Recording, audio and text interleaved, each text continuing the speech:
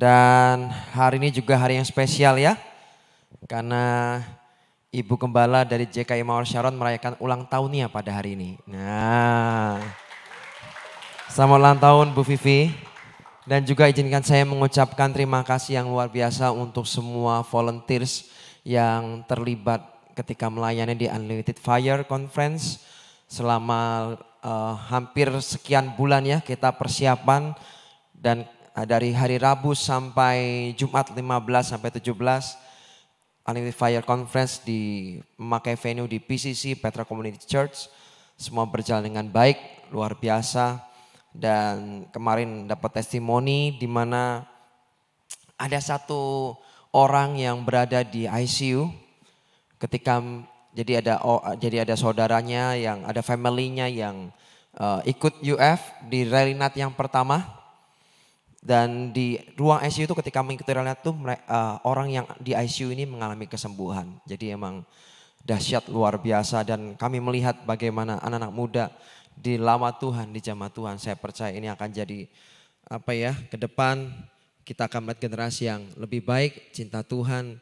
Dan mereka akan pergi menjangkau dan muridkan generasi mereka. Dan hari ini tetap kita akan belajar tentang skillful ya pada bulan ini. Hari ini saya ingin membahas tentang finding your treasure.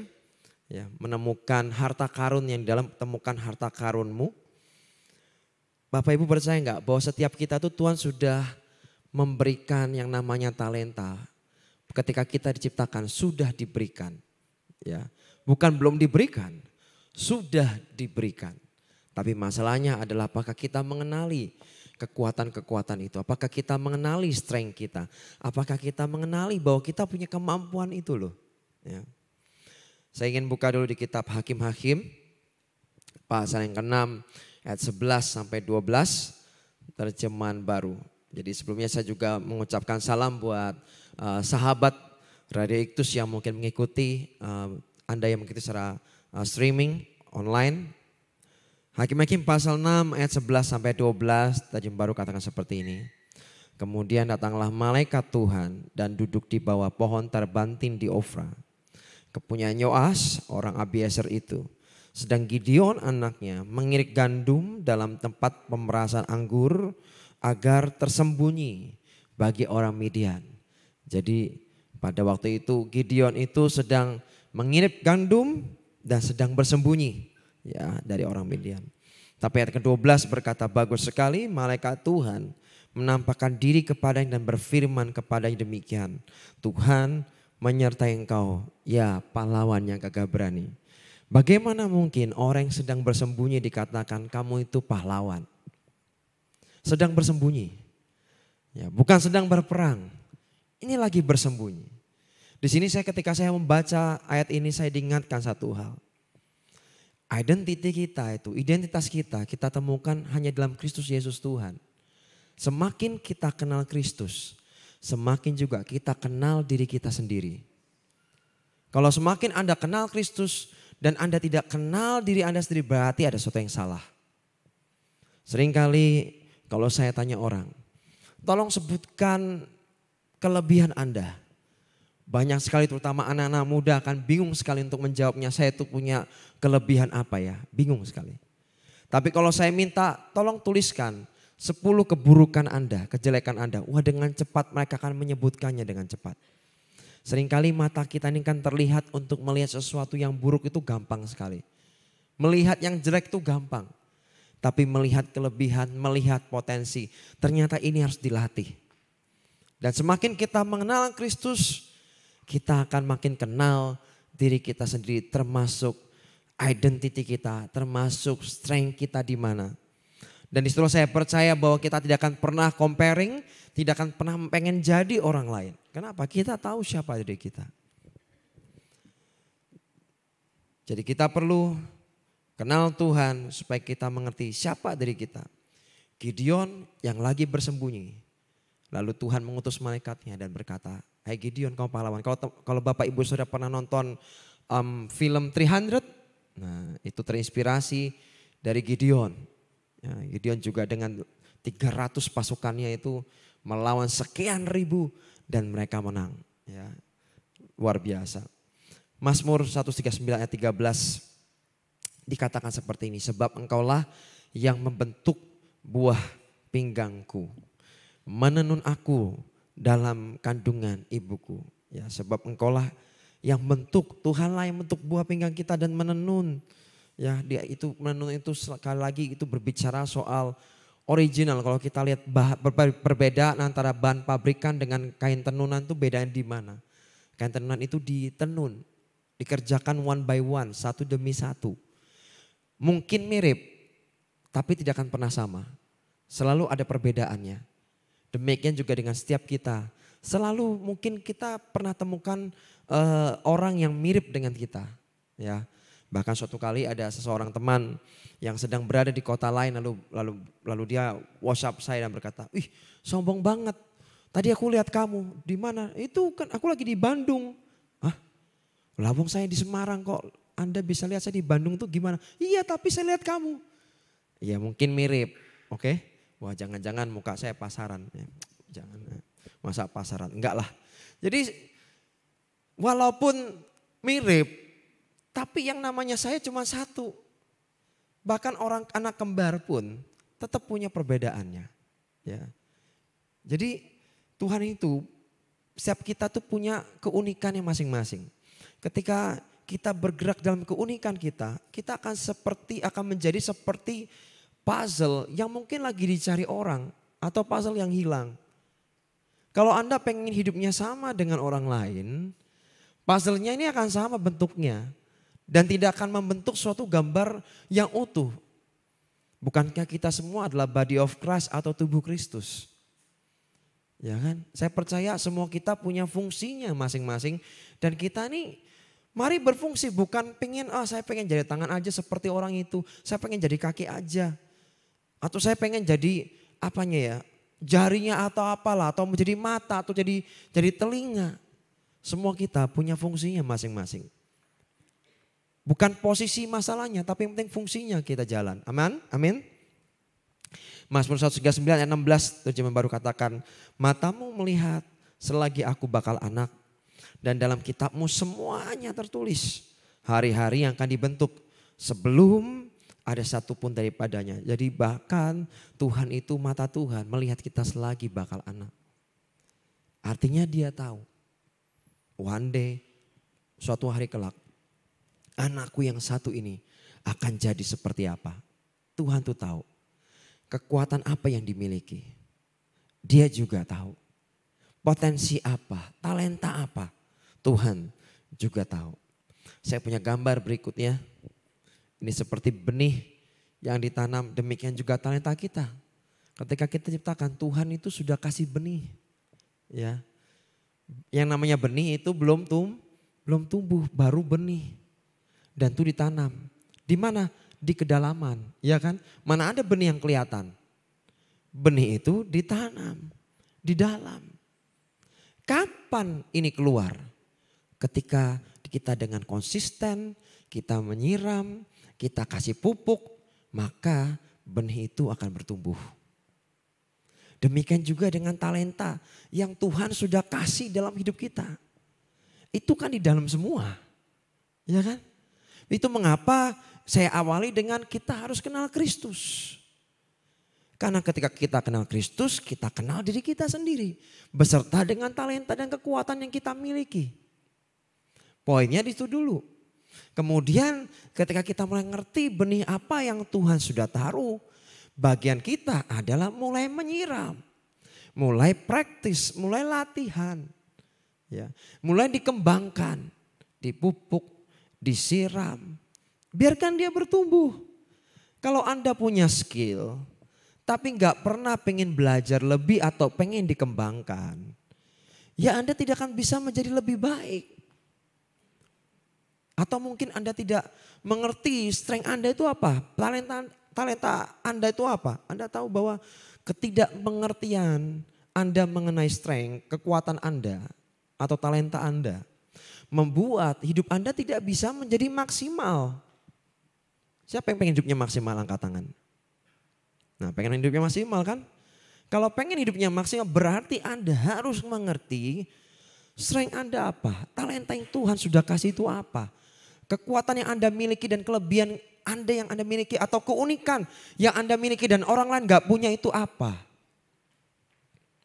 Itulah yang membuat Anda akan jadi maksimal hidupnya.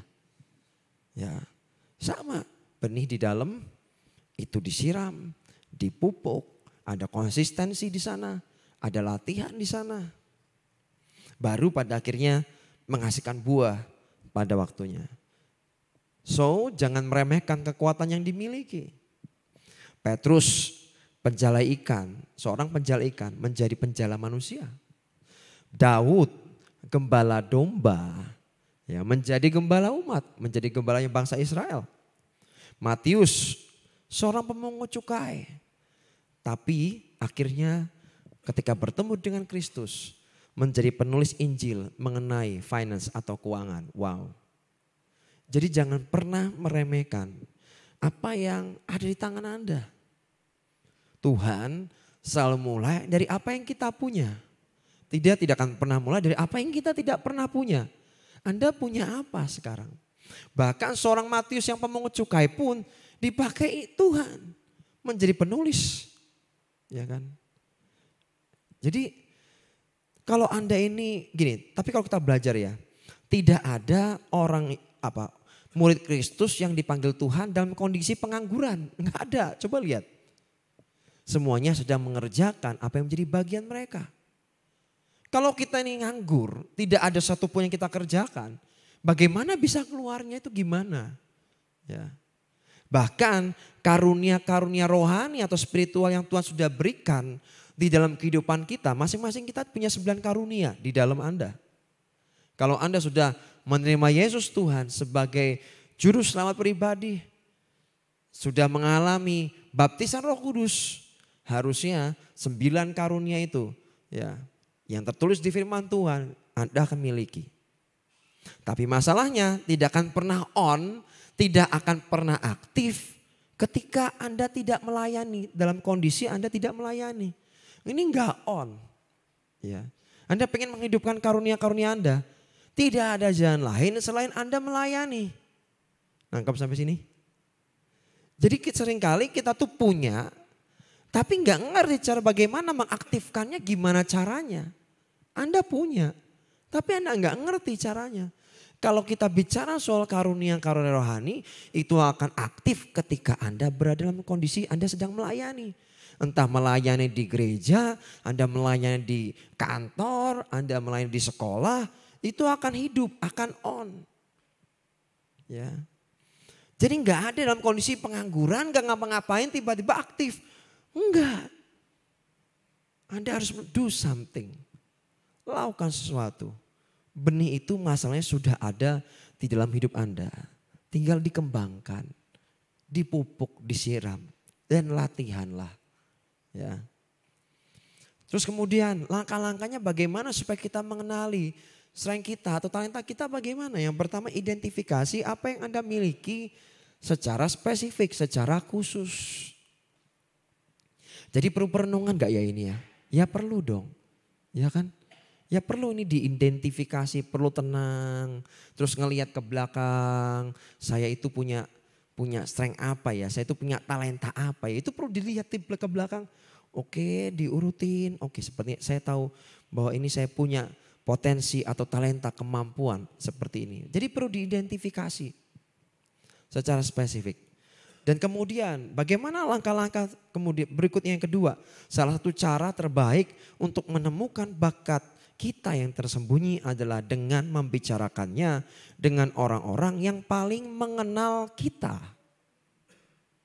Anda pengen tahu skill Anda apa?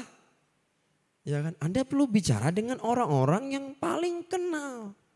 Bukan yang gak kenal, tapi paling mengenal. Otomatis orang ini kan ngerti, Anda itu punya kelebihan apa dan kekurangannya pasti dia tahu. Oh kelebihan Anda tuh seperti ini loh, kelebihan kamu tuh seperti ini loh. Orang ini tahu. Kamu tuh sebenarnya bisa nyanyi, kamu tuh sebenarnya bisa nulis loh. Nah, kayak kemarin saya habis ngobrol dengan beberapa teman. Dan ternyata teman satu ini memang punya bakat dalam hal menulis. Kalau menulis bagus sekali, membuat orang yang tadinya tidak mengerti menjadi mengerti. Kemarin habis ketemu ngobrol. Dan dia nggak tahu bahwa dirinya punya bakat menulis. Itu skill bukan? Tidak semua orang loh bisa punya skill untuk menulis sesuatu. Enggak semua orang. Ya. Bahkan menurut saya tulisan saya pun tidak akan sebagus orang itu. Kenapa? Nah yang skillnya emang nggak di situ. Ya. Tapi menulis bisa, tapi tidak akan pernah sebaik dia. Karena itu talenta yang Tuhan sudah kasih buat hidupnya. Saya ngomong, kenapa nggak dieksplor? Ayo dong, cobalah, yuk coba cari isu yang terbaru nih. Ini kebutuhan orang-orang itu apa sih? Misalnya saya kemarin kasih contoh, ada isu kalau dunia ini internasional ini bahkan Indonesia. Salah satu isu nomor satunya adalah mental health misalnya. Kenapa sih coba nggak digali misalnya? Dan kok coba kamu tuliskan sesuatu di situ, kamu eksplor sedemikian rupa. Membuat orang yang tadinya tidak mengerti jadilah mengerti. Jadi saya dorong orang ini. Jadi kita itu bisa menemukan talenta kita apa, bakat kita apa. Dengan kita membicarakan dengan orang-orang yang kita kenal. Dan paling mengenal kita. Itu kenapa saya dorong Bapak Ibu Saudara untuk ikut sisi, kenapa? Disitulah nanti kelihatan salah satunya Anda itu punya potensi apa. Punya bakat apa? Ya nanti kelihatan, oh ternyata ibu ini mau dipakai Tuhan sebagai pendoa misalnya. Ya kan? Bisa nggak? Bisa. Ya. Terus apalagi misalnya yang lain. Ternyata Bapak ini menyimpan potensi, oh bisa berkomunikasi dengan baik. Jadi dari situlah bisa kelihatan. Yang ketiga, ya memiliki minat dan passion. Dalam bukunya Making a Life, Making a Living. Penulisnya namanya Mark Albion. Melakukan studi dengan melacak 1.500 lulusan sekolah bisnis tahun 1960 sampai 1980. Lulusan dikelompokkan jadi dua. Dan kelompok A ingin menghasilkan uang ya, terlebih dahulu supaya dapat melakukan apa yang mereka benar-benar inginkan. Yang kelompok B mengejar minat mereka yang sebenarnya terlebih dahulu. Dan pasti uang akhirnya akan mengikuti. Dan inilah hasil surveinya. Dari 1.500 itu, dari 1.500 lulusan sekolah bisnis itu, 83% artinya 1.245 orang memilih pilihan A. Dan 17%, 225 orang memilih pilihan B. Dan setelah 20 tahun mungkin Anda berkata kok lama sekali ya. Ya memang segala sesuatu butuh proses. Enggak ada yang instan. Setelah 20 tahun ada 101 jutawan. Wow banyak ya. Dan satu dari golongan A, artinya A itu adalah ingin menghasilkan uang terlebih dahulu supaya dapat melakukan apa yang mereka benar-benar inginkan. Namun ada 100 orang dari golongan B. Mereka yang mengejar minat mereka yang sebenarnya, passionnya ya. Jadi keinginannya, minatnya dia kerjakan dulu lalu uang tuh mengikuti. Yang B ini berarti dia kerja tapi juga hobi. Jadi sambil melakukan hobinya dia kerja. Biasanya kalau orang bisa bekerja seperti ini biasanya no burnout. Ya. Kenapa? Lah ya hobi kok. Dia melakukan sesuatu yang memang itu minatnya dia. Ya, sesuai dengan bakatnya dia. Dia enjoy. Ya. Dia enjoy. Jadi no burnout, enggak capek. Ya. Jadi penting sekali kita juga bisa melihat ya minat. Kalau Bapak Ibu Saudara mungkin pernah ikut tes psikologi, tes bakat dan minat, mungkin itu juga bisa menolong. Kalau mungkin Bapak Ibu Saudara belum mengerti saya itu punya strength di mana, saya punya talenta apa. Dan biasanya mau melakukan meskipun tidak dibayar. Wih, orang itu kalau sudah sesuai dengan passionnya, nggak dibayar pun nggak masalah. Ya, dia akan tetap terus melakukan dengan luar biasa, dengan excellent. Karena apa? Hobi juga, seneng, happy. Terus merasa mudah ketika melakukannya. Ya sudah pasti, kenapa? Strength dia di situ, kekuatan di situ, potensi di situ ya gampang aja. Pastinya contohnya gini, tidak semua orang bisa berbicara di depan umum, betul ya? Enggak semua orang. Tapi akan lebih mudah bagi orang yang memang punya skill di situ. Akan mudah ketemu orang begini langsung cuap-cuap dikasih mic langsung ngomong. Tapi kalau orang nggak punya skill, ya, atau mungkin tempatnya nggak di situ, dikasih mic, bingung nggak kira-kira? Ya bingung, gelagapan mau ngomong apa ya? Mungkin satu kalimat, dua kalimat susah banget untuk keluar. Ya, kenapa? Ya nggak ada skillnya. Mungkin tempatnya nggak di sana, strengthnya nggak ada di sana. Ya. Tapi lucunya banyak orang berlomba-lomba pengen nyampe di mimbar. Wah itu dia, ya lucu. Kita harus melihat strength kita di mana sih? Kekuatan kita di mana sih? Saya tahu kekuatan saya di mana, saya tahu strength saya di mana dan saya tidak akan pernah mau masuk ke area-area yang saya tahu saya lemah di area-area seperti ini. Saya tidak ingin merencanakan kekalahan buat hidup saya sendiri, no. Ya. Kalau Anda pernah, siapa yang pernah nonton Aquaman? Angkat tangan. Aquaman pernah nonton? Apa cuma saya yang doyan nonton ya? Bahaya. Ya. Kalau Anda melihat film Aquaman, wah, pertama kalah nggak itu Aquaman-nya? Kalah. Kenapa? Berantemnya di laut. Sedangkan dia menghabiskan waktunya itu di darat. Sebagai manusia. Walaupun dia juga bisa bertempur di laut. Ya. Tapi jangan lupa dia dari kecil terbiasa di darat. Tapi ketika yang kedua, pertarungan yang kedua dengan lawan yang sama.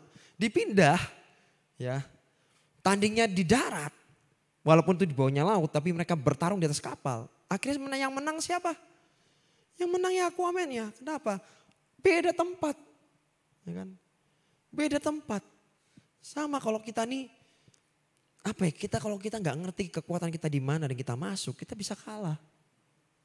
Bermainlah di area yang Anda tahu saya kuat di sini. Lalu Anda main di sana. Anda akan jauh punya impact yang lebih dahsyat, lebih luar biasa. Amin. Jadi jangan masuk ke area yang Anda tahu bahwa Anda gak punya skill di situ. Terus kemudian, bagaimana saya tahu bahwa saya punya skill ini? Sering mendapatkan pujian atau apresiasi. Ya, sering mendapatkan pujian. Kalau Anda ini, apapun yang Anda masak itu enak. Ya jangan-jangan Anda memang punya, Tuhan kasih talenta di sana. Tinggal dikembangkan. Tinggal belajar. Resep-resep apa lagi yang baru Anda belajar, tekniknya masaknya bagaimana. Itu akan memperkaya Anda. Dan saya percaya suatu hari kelak, saya nggak heran. Mungkin Tuhan akan percayakan Anda punya usaha catering. Wah, dari cuman ibu rumah tangga biasa punya usaha catering, mungkin akhirnya naik jadi usaha resto. Siapa yang tahu? Nggak ada yang tahu. Cuman masalahnya dikembangkan nggak? Skillnya sih ada, ya kan? Tapi masalahnya dikembangin nggak? Gitu. Mau belajar nggak? Atau mungkin kita adalah orang yang udahlah gampang lelah, gampang capek. Ya Anda nggak akan pernah bisa hidupnya maksimal. Ya, skillnya punya. Ya, tapi kompetensinya kurang, lah itu bahaya. Ya. Jadi sering mendapatkan pujian, satu indikator bahwa Anda tuh punya skill di sana loh sebetulnya. Sayang loh kalau disia-siakan tuh sayang. Berikutnya, bersemangat kalau membicarakan pekerjaan atau pelayanan yang dikerjakan. Jadi kalau kita ada orang-orang yang begitu ngomong soal mesin mobil, wah jadi memang dia punya skill di situ ya, jago tentang mesin. Begitu nyentuh ngomong soal otomotif, maka orang ini dengan passion, dengan passionate, dengan antusias dia akan ngomong wah bla bla bla bla bla bla bla. Ya, karena bersemangat. Ya. Karena emang dia punya kekuatan di situ, punya strength di situ. Ya. Jadi salah satunya seperti itu. Kemudian ini mungkin yang mungkin kebablasan juga ya, sering lupa waktu ketika melakukan pekerjaan itu, saking senangnya, saking hobinya, saking happy-nya, saking enjoy-nya sampai lupa waktu. Ya.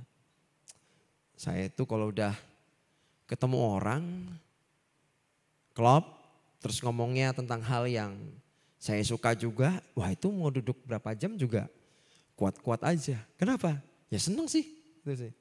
Seneng. Ya. Kemudian ada kepuasan ketika kita bisa melakukan pekerjaan itu. Jadi kita merasa puas. Wow, akhirnya well done, selesai. Ya. Ada kepuasan. Terus juga ada kebanggaan ketika melakukan pekerjaan itu karena ketika kita bekerja menggunakan hati dan disukai oleh hati. Ya. Ada kebanggaan. Wah, ada kita bangga bahwa saya sudah melakukan pekerjaan ini dengan baik. Saya senang karena saya melayani dengan hati, saya bekerja dengan hati saya. Dan pastinya impactnya pasti luar biasa. Kemudian yang berikutnya penilaian jujur dari orang lain. Ya. Ingat tidak hanya sekedar kita dapat konfirmasi dari kita sendiri. Tapi kita butuh peneguhan. Saya pakai bahasa peneguhan ya. Peneguhan atau konfirmasi dari orang lain. Kalau Anda mungkin seorang, wah saya rasa saya punya skill menyanyi. Wah, kalau Anda punya skill menyanyi, Anda perlu mendapatkan konfirmasi dari orang lain.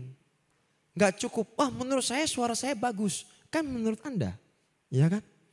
Menurut Anda suaranya bagus, lah orang lain yang denger. Ya kan? Jangan-jangan kita cuman bagusnya di kamar mandi. Kenapa? Karena bagusnya cuma didengar oleh diri kita sendiri. Nah itu dia. Kadang gak sadar juga tuh. Pernah nonton Indonesian Idol? Pernah? Kalau kita lihat eliminasinya, waduh luar biasa itu. Ya, ada yang PD-nya minta ampun, begitu nyanyi, itu yang kasihan kuping jurinya, ya kan? Terus di stop, marah-marah. Ya, karena dia merasa, suara saya bagus. Ya kan bagusnya kan menurut ya dia itu sendiri. Saya pernah nonton kemarin, sempat nonton tentang Got Talent ya, Got Talent.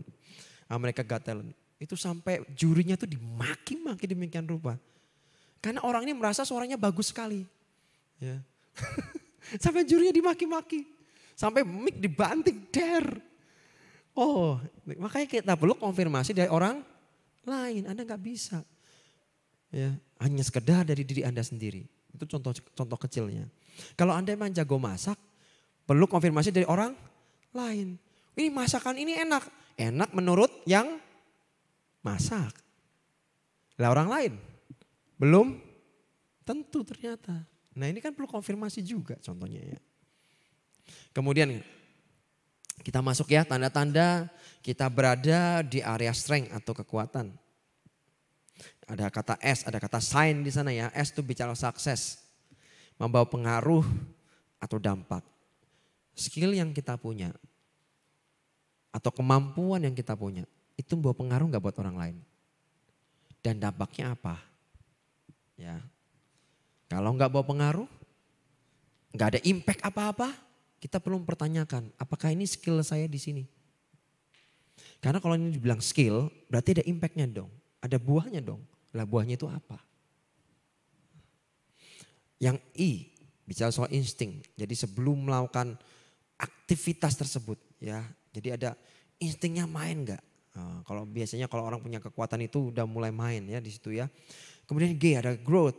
Selama melakukan aktivitas ada pertumbuhan gak? Ini penting. Ya. Kalau nggak ada growth, tidak ada pertumbuhan di sana, kita perlu pertanyakan, ini skill saya di sini atau tidak? Kemudian ada need. Ya bagaimana setelah kita ini melakukan aktivitas? Ya. Ada orang-orang yang tersentuh nggak dengan skill kita? Ya. Ada faktor need di situ. Terus kemudian, saya dengan cepat ya karena waktu. Langkah mengasah strength. Petenis meja China. Nah, ini. Kekuatannya di backhand. Ya, jadi kekuatan dia mungkin di forehand namanya ya. Ini forehand ya. Ini forehandnya kurang bagus. Tapi dia punya kekuatan di backhand. Maka yang dilakukan adalah, ini cerita nyata ya Bapak Ibu ya. Yang dilakukan adalah dia akan mengasah terus backhandnya demikian rupa. Sampai tajam, sampai dia tahu persis saya mau meletakkan bola ini di depan, di belakang, di samping gitu ya. Dengan sangat-sangat presisi. Kemarin kita belajar tentang bagaimana Daud itu melempar umban. Ya. Dan itu langsung sekali ngumban, masuk langsung kena dahi dari Goliat dan itu langsung pecah tengkoraknya. Dengan sekali ngumban. Ini kan orang ahli. Dia melatih sedemikian rupa. Ya, sampai yang di Alkitab firman Tuhan perjanjian lama berkata bahwa ada orang-orang yang kidal melatih tangan kirinya sedemikian rupa. Sampai ketika dia ngumban, bahkan sehelai rambut pun gak akan bisa meleset. Ini artinya latihannya luar biasa. Kenapa? Karena dilakukan dengan fokus, diasah, terus menerus dan akhirnya menghasilkan ketajaman. Menangani kelemahan di dalam zona kekuatan Anda akan selalu memberikan hasil yang lebih besar ketimbang menangani kekuatan di dalam bidang yang lemah. Ya, seperti saya tadi bilang bahwa kalau kita nih ngerti kita punya strength apa, kekuatan kita di mana, ya. Kita juga tahu kita punya area-area yang tentunya ada kekurangan di sana. Ya, apa yang harus kita kerjakan? Ya tentunya ada yang namanya delegasi. Ya, kita tuh nggak punya apa sih, nggak punya kekuatan di mana. Kita perlu kekuatan dari orang lain juga kan. Gitu loh. Kita nggak bisa hidup sendiri. Spirit kekristenan itu bukan independen. Jadi kalau ada orang yang merasa bahwa saya bisa bertumbuh sendiri kok. No, itu bukan spirit kekristenan. Spirit kekristenan bukan independen. Tetapi bersama-sama. Kenapa? Harus bertumbuh bersama. Ya karena kita body of Christ. Karena kita tubuh Kristus. Mengapa kita perlu sisi? Kenapa kita perlu komsel? Ya supaya bertumbuhnya apa? Bersama? Sama. Karena gak bisa orang itu hidup bertumbuh sendirian. Nah, saya pernah menemui orang semacam ini. Tumbuhnya jadi aneh. Ya, aneh sekali. Pengertiannya itu bahkan keluar dari konteks firman Tuhan. Kenapa? Karena dia biasa menafsirkan sendiri. Menafsirkan sendiri, apa sendiri. Terus gak mau open minded lagi, gak mau pengen belajar dari orang lain lagi. Selesai dah. Selesai. Aneh. Ya. Cinta Tuhan. Puasa dilakuin. Ya. Doa, gak usah ditanya. Praise and worship, kenceng. Cuman karena dia sendirian, jadinya aneh. Spirit kekristenan itu tidak seperti itu. Tidak independen, tapi bersama-sama. Amin. Jadi jangan pernah pikiran, oh saya bisa kok sendirian. No. Anda gak bisa bertumbuh sendirian. Untuk Anda bisa bertumbuh, kita perlu orang lain. Bahkan untuk membuat kita semakin tajam, ingat. Besi menajamkan besi, manusia menajamkan sesamanya. Bahkan untuk kita bisa tajam itu loh, kita butuh orang lain. Membuat karakter kita makin bijaksana itu loh, kita butuh orang lain. Kita butuh orang-orang yang jengkelin kita ya, yang nyakitin kita, yang ngecewain kita. Kita butuh orang-orang model begini. Kenapa?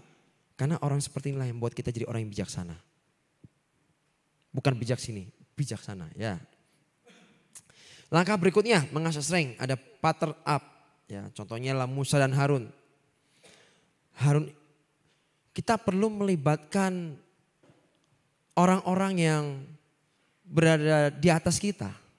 Kita membutuhkan pemimpin kita.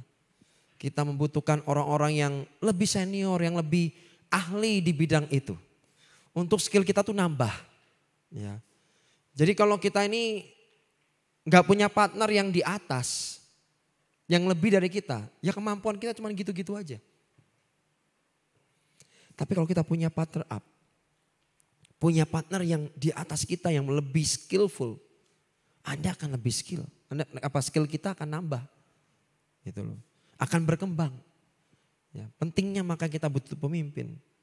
Kita butuh orang lain yang lebih daripada kita dan kita mau belajar. Ya, itu akan nambah kekuatan kita. Kemudian bagaimana langkah berikutnya mengasah strength? Latih kekuatan, jangan berkubang di area kelemahan. Ya. So set up your priority. Ya, prioritas kita bekerjalah pada bidang yang terkuat Anda sebanyak 80%. Ya, saya pun bermainnya selalu di area 80%-nya saya main di situ. Ya, saya nggak mau main di area yang terlalu banyak, saya tahu lemah di situ. Saya nggak mau terlalu banyak bermain di situ. Bekerjalah pada bidang yang sedang Anda pelajari. Itu sebanyak 15%. Bekerjalah pada bidang terlemah Anda 5%. Tetap dipelajari, tetap dikembangkan. Cuman prioritasnya disusun. Kalau enggak ntar bingung. Pastor Ari berkata bagus sekali. Kalau semua hal kita anggap penting, maka sebetulnya tidak ada yang penting. Ya.